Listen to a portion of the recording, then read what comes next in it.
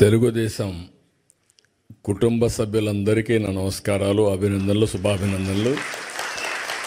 ఈరోజు ప్రత్యేకంగా ఎన్ఆర్ఐస్ అందరూ వచ్చారు, కానీ ఇందులో మెజారిటీ నా లెక్క ప్రకారం 100% ఎన్ఆర్ఐ తెలుగుదేశం పార్టీ కార్యకర్తలే.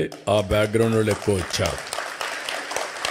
వాళ్ళందరికీ కూడా అభినందనలు. ఇప్పుడే ముగ్గురి స్పీచెస్ విన్నారు మీరు. నేను అందుకనే ఎనర్జెటిక్గా ఉండాలంటే యంగ్స్టర్స్ రావాలని మొట్టమొదటిసారిగా రాజకీయాల్లో పెద్ద ఎత్తున మార్పులు తీసుకొచ్చాను. దానికి నిదర్శనం స్టేజ్ పైన ఉండే వీళ్ళు ముగ్గురు ఒక ఎగ్జాంపుల్ అని చెప్పి కూడా నేను మీకు తెలియజేస్తున్నా. ఒక చిన్న వయసు, అవకాశాలు ఇస్తే అందిపుచ్చుకునే స్ఫూర్తి. ఇక్కడ మీరందరినీ చూసినప్పుడు ఉదయం నుంచి మాట్లాడుతున్నా, ఎవరెవరు ఎక్కడెక్కడ నుంచి వచ్చారని. దగ్గర 12 దేశాలు ఇచ్చారు, ఇంకా ఎక్కువ ఉంటాయి, కానీ ఇక్కడ ఉండేవాళ్ళు 12 దేశాలు ఉన్నారు. ఆంధ్రప్రదేశ్లో జిల్లాల మరిగా మీరు ఈ దేశాల్లో ఉన్నారు. యూకే నుంచి వచ్చారు. చేలు పైకెత్తండి. యూకే వాళ్ళందరూ చేలు పైకెత్తండి. Okay, very good. స్విట్జర్లాండ్, ఎక్కడైతే ఉన్నాం ఇక్కడే. ఒకప్పుడు నేను ఎయిర్పోర్ట్కి వస్తే ఎవరు కనపడేవాళ్ళు కాదు, ఒక్కరు కూడా ఉండేవాళ్ళు కాదు. కాదమ్మా, బిగినింగ్లో మీరు ఎవరు లేరు, 95లో ఎవరు లేరు ఇక్కడ. తర్వాత వచ్చారు మీరంతా. అప్పట్లో ఇక్కడ ఎవరూ లేరు. యూరోప్లో అసలు తెలుగు వాళ్ళే ఉండేవాళ్ళు కాదు, ఇండియన్స్ కూడా లేరు. అప్పట్లో యూరోప్ కూడా ఇండియన్స్ని అలో చేసేవాళ్ళు కూడా కాదు, కన్జర్వేటివ్గా ఉండేవాళ్ళు. ఇప్పుడిప్పుడు లిబరలైజ్ అయ్యారు. అందుకే అందరూ మన వాళ్ళు చాలా తెలివైన వాళ్ళు. ఎక్కడ అవకాశాలు ఉంటే అక్కడికి వెళ్ళిపోతారు. అప్పుడు నేరుగా అమెరికాకి వెళ్ళిపోయారు. ఇప్పుడు అమెరికా నుంచి చూస్తే, ఇప్పుడే ఒక మిత్రుడు మాట్లాడాడు, చాలా బాగా చెప్పాడు. బోలెడన్ని అవకాశాలు ఉన్నాయి యూరోప్లో. ఇది ప్రారంభం మాత్రం. మీరు ఊహించనటువంటి అవకాశాలు ఇండియన్స్కి ప్రపంచం మొత్తం వస్తాయి. ప్రత్యేకంగా తెలుగు వాళ్ళు అందరిలో అగ్రస్థానంలో ఉంటారు, దానికి అనుమానమే లేదు మీకు. అయితే అప్పుడప్పుడు నేను మాట్లాడినప్పుడు అనిపిస్తుంది మీకు, ఈయన ఇట్లే మాట్లాడతాడులే, మనం చేసేది ఏముంది, వచ్చాం, విన్నాం, వెళ్ళిపోయి పడుకుందాం అనుకుంటారు. అది కాదు. ఒక పట్టుదలతో మీరు చేయగలిగితే, ఈరోజు నేను ఇదైనా ఒకసారి మాట్లాడతాను. జర్మనీ నుంచి వచ్చారు. చేలిపోతాను. జర్మనీ ఒకప్పుడు మోస్ట్ అడ్వాన్స్డ్ కంట్రీ, ఇప్పుడు కూడా, రేపు కూడా టెక్నాలజీలో. కానీ యూరోప్ మొత్తం ఏజింగ్ ప్రాబ్లంతో మీకు ఎక్కువ అవకాశాలు వచ్చే పరిస్థితికి వచ్చాయి. ఇటలీ, చేలిపేగతని ఇటలీ నుంచి ఎవరు వచ్చారు? కొంతమంది వచ్చారు. నార్వే నుంచి వచ్చిన వాళ్ళు చేలిపేగెత్తండి, మార్నింగ్ కనపడ్డారు. Sweden, Poland, France, Netherlands, Ireland, Belgium, Austria,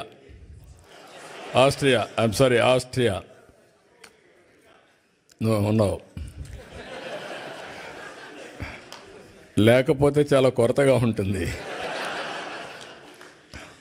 నేను అదే అన్నాను. ఇప్పుడు ప్రపంచంలో ఎన్ని దేశాలు ఉన్నాయో అన్ని దేశాల్లో తెలుగు ఫుట్ ప్రింట్ ఉండాలి. అన్ని దేశాల్లో తెలుగు వాళ్ళు ఉంటారు, ఇండియన్స్ ఉంటారు. అది సాధ్యం. ముందు ఆ విశ్వాసం మీకు వస్తే ఇది ఎట్టి పరిస్థితుల్లో కూడా జయప్రదం అవుతుంది. ఇప్పుడే మన వాళ్ళందరూ మాట్లాడినట్టు, నా జీవితంలో ఇన్ని దేశాల్లో మీరు ఉన్నారని కూడా ఊహించలేదు. నేను మీరు వెళ్తారని కూడా ఊహించలేదు. చెప్పాను చాలాసార్లు, ఎప్పుడు మాట్లాడినా చెప్తూనే ఉంటాను. కానీ దాన్ని అందిపుచ్చుకొని మీరు ఇన్ని దేశాలకు పోతే ఫస్ట్ టైం నేను జైల్లో ఉన్నప్పుడు ఎక్కడెక్కడి నుంచో మీరు డెమాన్స్ట్రేషన్లు చేస్తూ ఉంటే ఇన్ని దేశాల్లో తెలుగు వాళ్ళు ఉన్నారా అని నాకే ఆశ్చర్యం కలిగే పరిస్థితి వచ్చింది. అది 1-2 రోజులు చేయాలా మీరు? నేను జైల్లో ఉన్న 53 రోజులు నిరంతరం మీరు ఉద్యమాలు చేశారు. దీనికి నా జీవితాంతం నేను అనుకున్నాను. కొంతమంది చనిపోయినా గుర్తుంటారు, కానీ నేను బ్రతుకున్నగానే గుర్తుపెట్టుకున్నారంటే నా జీవితంలో మర్చిపోలేను.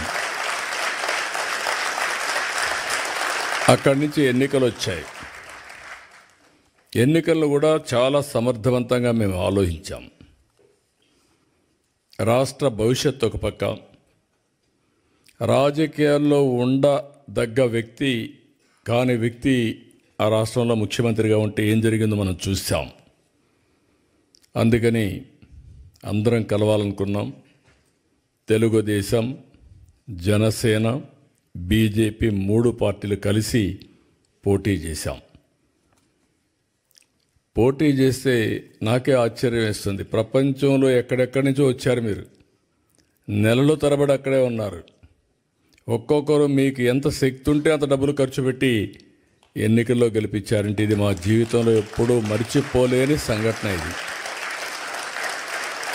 ఇది అప్పుడప్పుడు చరిత్రలో అనుకుంటాం, కానీ ఇంత స్ఫూర్తిదాయకమైనటువంటి జాతి ఉండడం, నేను ఆ జాతిలో పుట్టడం నా అదృష్టంగా భావిస్తున్నా. అందుకే మళ్ళీ చెప్తున్నా, మళ్ళీ జన్మ అనేది ఉంటే మళ్ళా తెలుగు జాతిలోనే పుట్టాలని చెప్పి భగవంతుడు కోరుకుంటున్నా. ఇంకొక విషయం మీరు చూస్తే, చాలా దేశాలు చరిత్రలో చాలామంది నాయకులు పౌరుల్ని తయారు చేయడంలో వాళ్ళు ఒక బాధ్యత తీసుకొని చేశారు.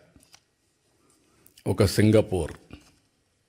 సింగపూర్ని ఒక ఫిషర్మెన్ విలేజ్ని ఈరోజు మోస్ట్ లివబులే కాకుండా మోస్ట్ అడ్వాన్స్డ్ దేశంగా తయారు చేశారు. ఒక పబ్లిక్ పాలసీలో ఆనాటి పాలకులు లీ కువాన్ యూ. ఇలాంటి అన్ని దేశాల్లో కూడా మనం చూస్తే ఇదే చరిత్ర మనకు గుర్తొస్తుంది. చరిత్ర అంతా నేను అందుకే 95లో ముఖ్యమంత్రి అయినప్పుడు ఆలోచించాను. మన రాష్ట్రం అంతా ఆంధ్రప్రదేశ్ అంటే వ్యవసాయం, అక్కడికక్కడే వ్యవసాయం చేసుకుంటూ అదే పనుల్లో ఉండేవాళ్ళం.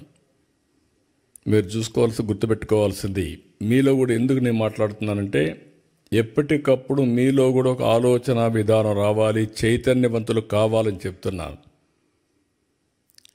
91లో ఆర్థిక సంస్కరణలు వచ్చాయి. నేను 95లో ముఖ్యమంత్రి అయ్యాను.